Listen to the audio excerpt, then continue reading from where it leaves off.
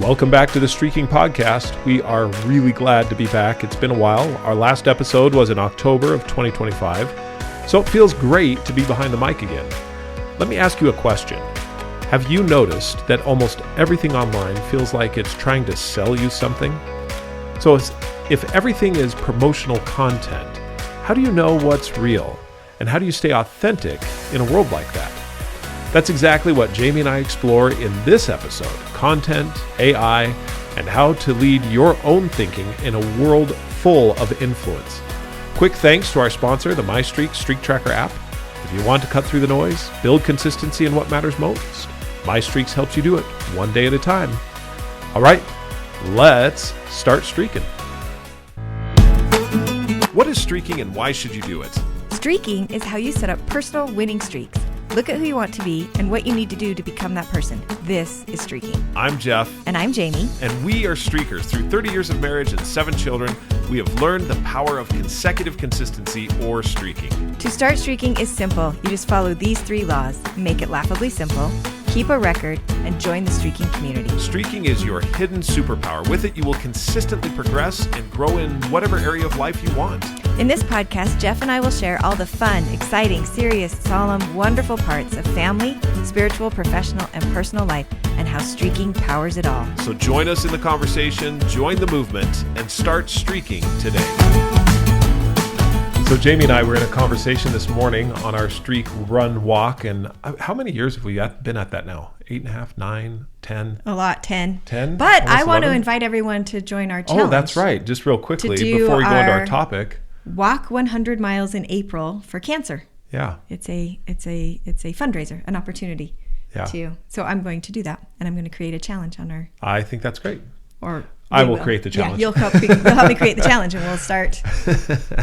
I'll create the challenge, and we'll do it. We were talking a little bit about that this morning. About Jami comes up with the idea, and then she says, "Jeff, will you do it?" this? And I'm like, "Yeah," because honestly, that's how we operate a lot. Is I have a bias toward action, and Jami has a lot of great ideas. And so, for example, I remember way back when you said we need to go on family vacation, and I said, "Okay," and so. Off we went, took a Disney cruise, and it was great. And then that led to many, many, many vacations after that. We were talking about that as one of the things, but something that really we discussed that we'd like to discuss here with you is the idea of being authentic. And Jami, you probably need to give a little bit of a thought process on this, because you were the one that kind of came up with.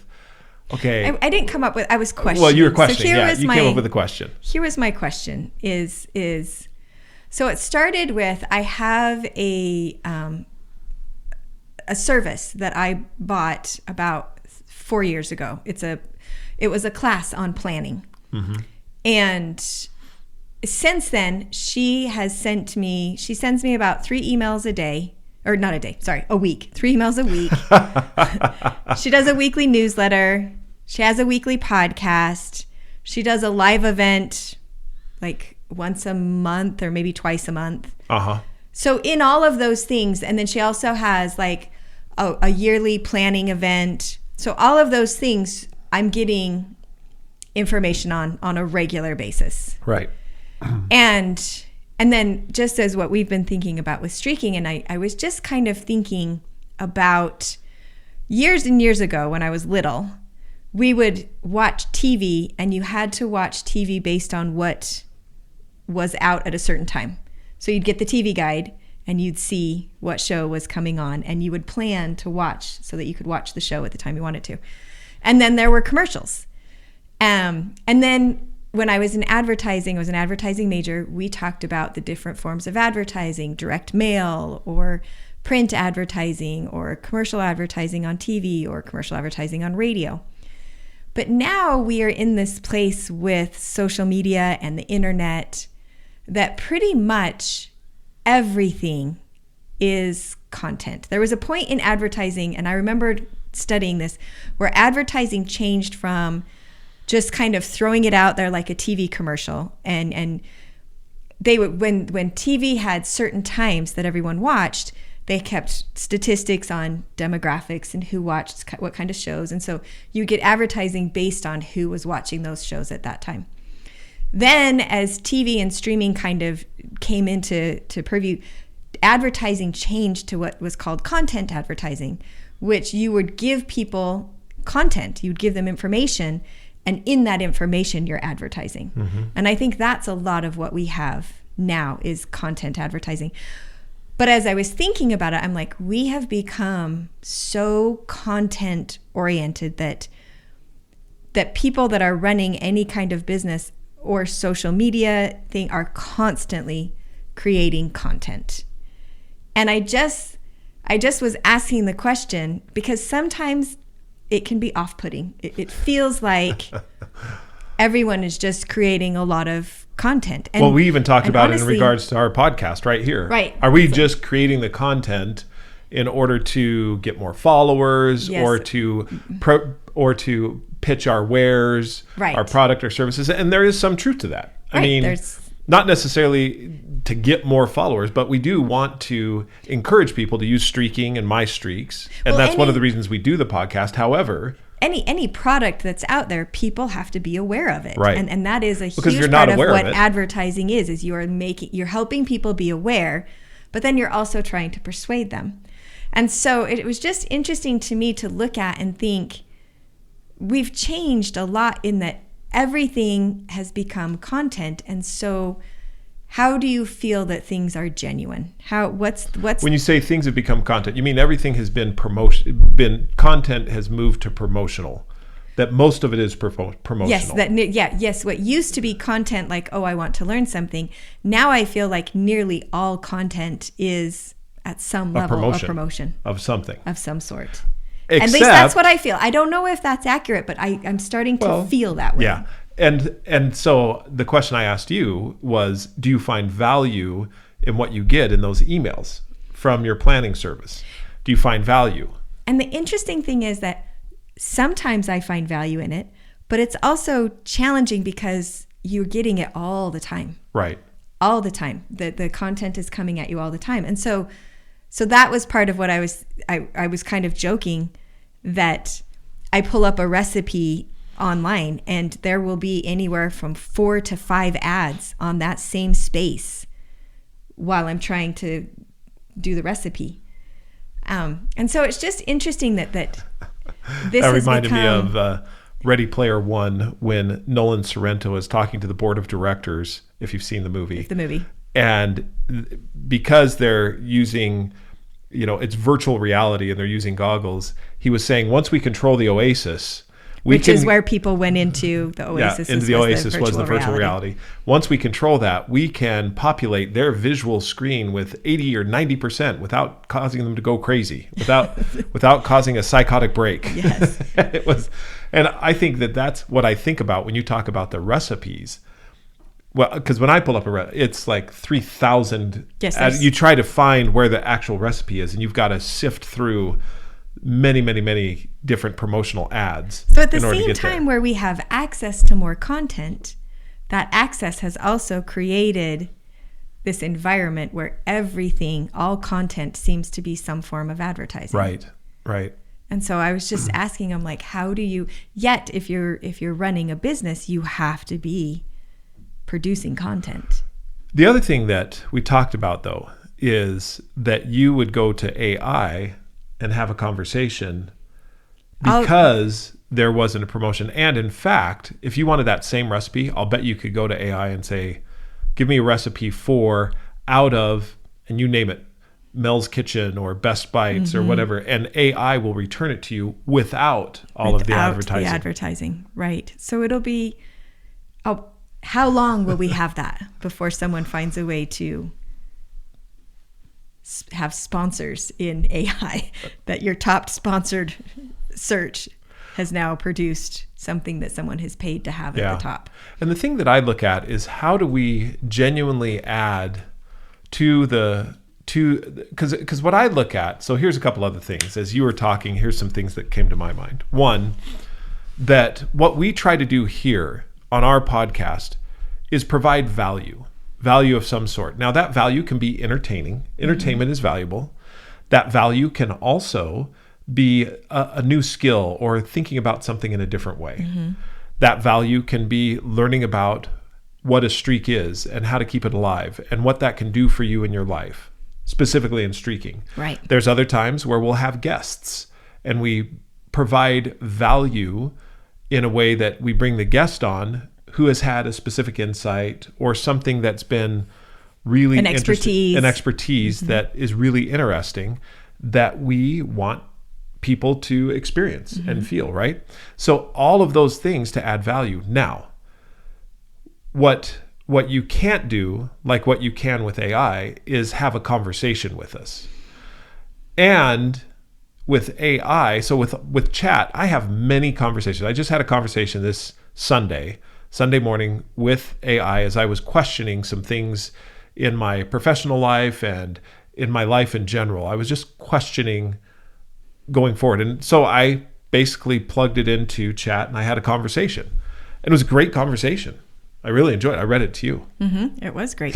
In fact, it led me to having a conversation with chat where I specifically asked, I said, your responses are very kind and encouraging and friendly. How much of that is how is the programming incorporated into that? And it was great because it's so fun to ask chat about chat. About itself. But it said AI is meant to be helpful. Mm-hmm. Like the responses that are given are meant to be helpful. So it's programmed to answer questions in a helpful, not critical way. So often it's very kindly in its responses. It's kind in its response. It is. It's positive. It's mm-hmm, kind. Mm-hmm.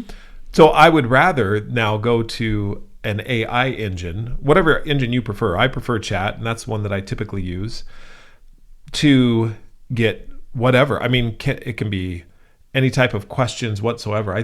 That's the amazing thing is it's very difficult to say what's the limit. What is the limit of what we can really do with AI? Mm-hmm. And I don't think we know yet. We don't know what that limit is or where it's going to be. However, when I go into it, I know that I'm going to get a conversation that I can go back and forth with, be challenged a little bit, but there's something else I know, or maybe I don't know. Maybe I feel this way, is that it's not biased toward a particular action. Now, it may be biased because of how I train it. Right. However, if I go to the streaking website or the mystreaksapp.com website, that has a specific bias toward streaks and streaking. Mm-hmm. If you go to chat and say, how do I develop consistency in my life? It may offer a streak. Now, for me, it would definitely, because I've trained it that way. Right. However, someone else that's just looking out there, I don't know that it would give them that. Mm-hmm. It'd probably talk to them about habits and about what you need to do to establish good habits and mm-hmm. how you do that. I don't know that it would say something about streaking, but the reason I bring all that up is because I know that I'm going to get bias when I go to a specific source. I get less biased with chat, and I can direct it in the way I want it to go, mm-hmm. or through the questions that I ask. So I know that I'm being, if there's promotional content, it's being promoted because I'm asking for it, mm-hmm. not because it's being forced upon me. Which is true. I've asked specific questions and it's given me 3 or 4 apps or 3 or 4 programs that are, and that I could use to accomplish the thing that I'm asking about. Right. It is interesting. I asked chat what AI is being used for most now. And it did say that originally it was answering questions, but it's definitely evolved into more. Says it's used most for a lot of deep thinking. The second kind of thing, a brainstorm companion. Yeah, brainstorming was a huge part of it. And then the third thing was it's being used much more as a collaborative resource. In other words, similar to what you're saying, people are appreciating and using more this. I can ask a question and then I can go further, and I can even ask it to recognize things I'm not seeing, like help me see what I'm not seeing. Mm-hmm. And so it becomes almost a partner. Yeah. In the way that people are using it. Yeah, totally. It'll be fascinating to see where it goes. It honestly, so I am a narrator for Audible. I've been doing mm-hmm. Audible books, And one of the books that I narrated recently was called How to Become a Genius by Boris Krieger. Phenomenal book. We're going to try and get him on the podcast. Yeah, we want to get him on the podcast. And in that, where was I going with this? I got excited about reading the book. You just mentioned, you talked AI about... and using chat. Yeah, thank you. So he's talking about actually how AI is a cognitive extender. In other words, it extends your cognitive ability, and that it can be negative in the sense that if it takes over the thinking for you, then it's negative. Right. But it's positive if it helps you to think through. And the analogy that he uses is a calculator. And I wonder if I have this right here, because where are you in the book? I haven't got to that part yet. You haven't gotten that, because let me just see if I have that really quickly here. Where would I have it? I think I have it in books. And while you're talking, yeah, go ahead. Just talk amongst yourselves while I look for this. Just kind of, this isn't what we were going to originally talk about. We got stuck talking about artificial intelligence. But I've had some fun conversations that it was talking about how a lot of the things that used to be done all by humans, now the initial part of it is done by AI. So the writing of an email, the initial actual writing of it is often being done by AI and then being edited or reviewed by humans. The programming, coding is often being done by AI and then reviewed or edited by humans. And so this idea that a lot of what we used to do, instead of now becoming the people that are doing it all, we're becoming the people that are evaluating it and making the decisions as it moves forward. Yeah. So it'll be interesting to see where it goes from here. All right. I think I almost have it. Calculator. So it's the idea and the concept is that it extends. Okay. Yeah. The extended mind. Okay. That's the chapter. So in the extended mind. So this is chapter 14, the extended mind. I feel like I'm reading it again. I know, How to Become a Genius. How to Become a Genius. In 1998, do you want me to read it like I do No. my audible voice? The philosophers Andy Clark and David Chalmers published a paper that proposed a radical idea. The mind does not stop at the skull. If an external device performs a function that, were it done in the head, we would unhesitatingly call cognitive, then the device is part of the cognitive system. A notebook that stores memories is functionally equivalent to biological memory. A calculator that performs arithmetic is functionally equivalent to mental calculation. The boundaries of the mind, Clark and Chalmers argued, are not fixed by anatomy, but by function. So this is the extended mind thesis, and artificial intelligence transforms it from a philosophical curiosity into a practical reality. A person working with a large language model, which is AI, is not using a tool in the way they might, use a hammer. They are thinking with it. The AI generates hypotheses, identifies patterns, retrieves relevant information, drafts text, catches errors, and proposes alternatives. All functions that, done internally, would be called reasoning. The boundary between the person's cognition and the AI's processing is not sharp. It is a gradient defined by the bandwidth of the interface. So that now he talks about how quickly you can start to interface with it. But interesting to the idea. But the whole idea is that it is something that the tools that we use are still a part of our cognitive process. You got it. Interesting. Isn't that fantastic? Isn't that amazing? So he talks about just how you use AI, and there's one other part in here. Engineering your own system that I don't think I'll be able to get to fast enough because it's a little bit more involved. But basically he's saying where it is a cognitive extender can be a cognitive limiter if AI starts to do the thinking for you. So how do you stop from having that happen? The whole idea behind it is that you're coming up with the prompts and the questions. You're thinking it through. You're the forward thinker, not the chat. So here's another way to describe it. Have you ever been in a conversation with chat where at the end of it, it says, if you'd like, I can show you X, Y, and Z. Mm-hmm. All the time. I think it's programmed to do that. And so you respond, sure, show me that. Well, now, as soon as you go that way, it's starting to lead you rather than you leading it. Now, that's not necessarily bad. However, if that's always the case, then what you're actually doing is surrendering your cognitive ability to the AI rather than looking at it and saying, no, I need to ask some different questions. So there are times where I have followed that vein. I've said, yes, please, and through several questions. And then there's other times where it suggested something, no, that's not really where I'm going. What I want to do is think through this. And I think that it's important that we take the lead in the thinking rather than letting the AI take the lead in the thinking. I think it's going to Does that make sense? Yeah, and I think it's going to take some Does that intentional... answer your question? Yes.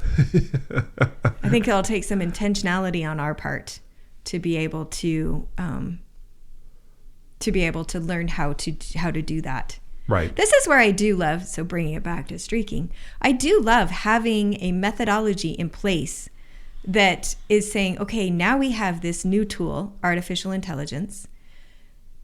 I want to learn how to use it.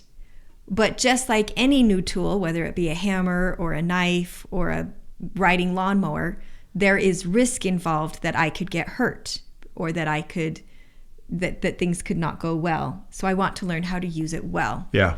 And so I love that by setting up, you could actually set up streaks to help you learn how to have AI be, how to use AI in the way that you want to learn to use AI without it dulling what you do already. Yeah. To make it something that enhances, not diminishes. Right.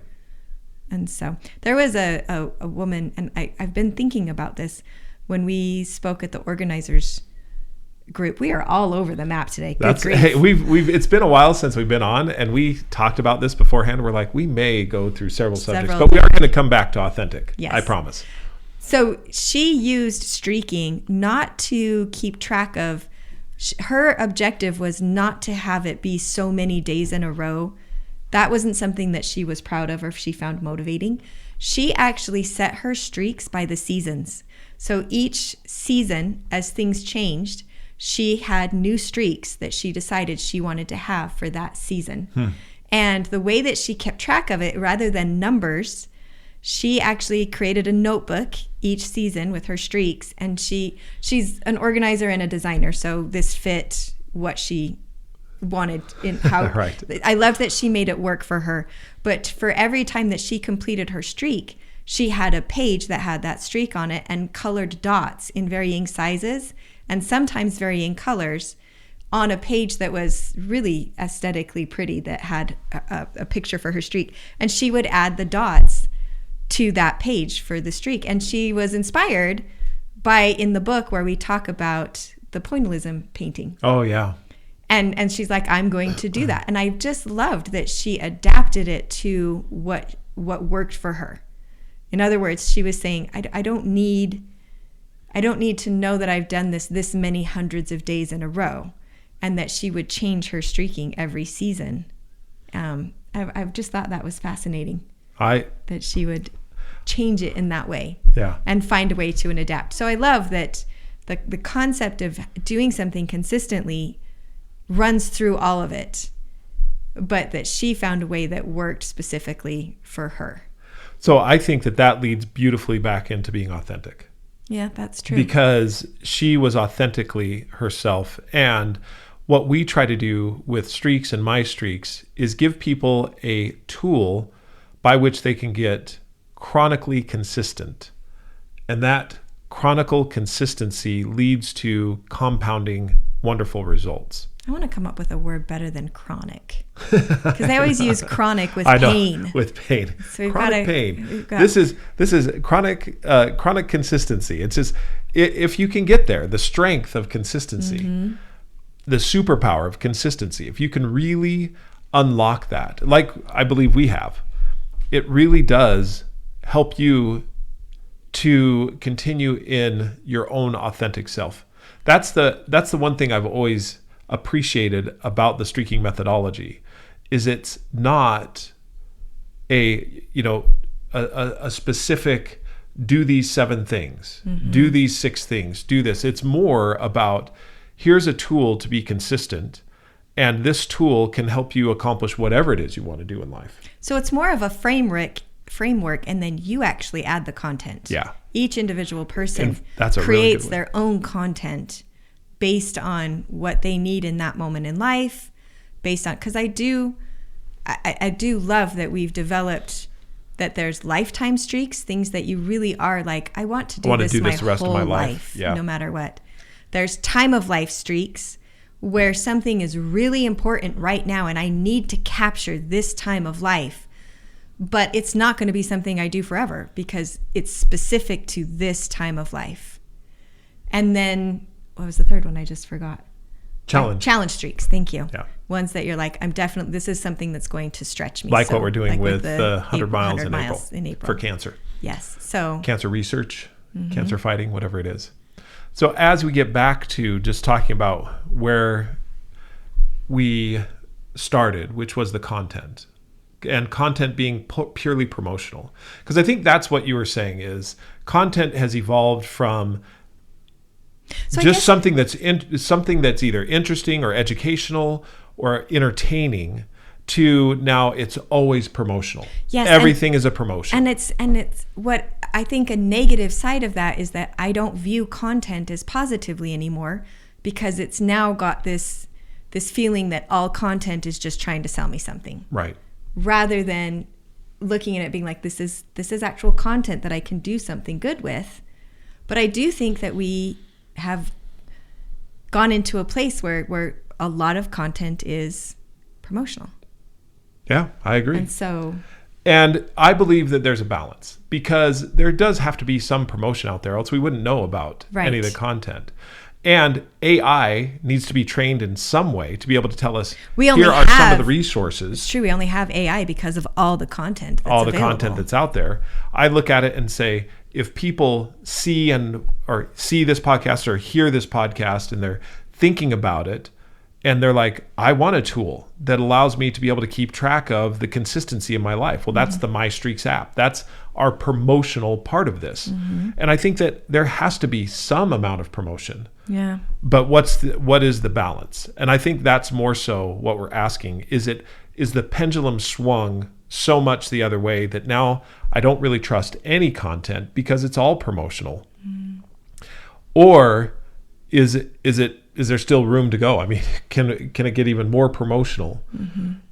And I think the question that I asked and the thing that I was thinking about this morning when you asked, when we were talking about AI and having a conversation with it, I can have a genuine conversation and I am completely vulnerable with AI. I don't feel any compunction to hide anything because I don't feel like it's not a thing that's judging me. I'm looking at it as a tool that is drawing on billions of points of data, and can it distill that data together to be able to help me to find an answer to questions that I have about any number of things at any given point in time?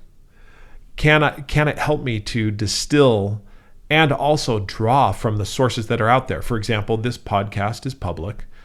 If it's trained on streaking and streaks, it may be something that someone who's asking some AI engine somewhere, that it can go out and grab this information and be able to present it in such a way that a person can change their lives for the better. So content still has to be produced. I think the question that you have and that I also have is, can it because it's promotional, can it be believed? In other words, are they just pushing the product, or are we actually getting the genuine, real content that we can use, information that we can use to change our lives for the better? For the better. And part of the challenge is that there's a lot of information out there, and being able to sort through that is also part of that. You seem like you're way out there in cognitive land. Trying to. I feel like you're thinking your mind has gone and expanded in this area. Not more expanded, just kind of looking at being like, don't have an answer to this question. I'm curious how. And what is the specific question? I guess answer to the question of. I think it was me wanting to trust content more and not feel like everything is just someone advertising to me. Like, how do I get to? On the flip side, though, and something that I don't want to discount is that I have access to a lot more information and content than I've ever had before. So taking my cooking recipe that I experienced before, if I wanted to have a recipe before the internet, your options were cookbooks or grandma or mom, grandma, or a cookbook. The family those member. That was where Aunt you Marge. found if I want a recipe now, I can go on and say, I want a recipe for this. And I can find probably millions of them. Right. Yeah. 100%. With hundreds of different permeations or variations of that same recipe. I can be in the middle of cooking a recipe, and like I did the other day where I was like, I've got this recipe for minestrone soup. It doesn't include turkey. Can I put ground turkey in minestrone?